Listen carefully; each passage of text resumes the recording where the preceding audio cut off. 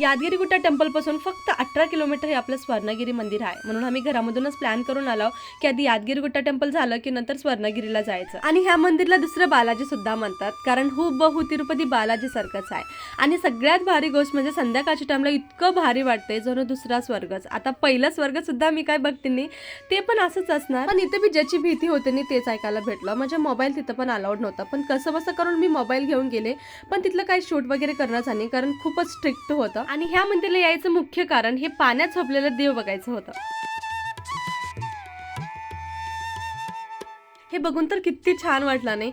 चला थोडा भैरच असं काही मारुतीचं मंदिर आणि छोटं गणपती, लक्ष्मी असं काही छोटे छोटे मन्नार मंदिर होते.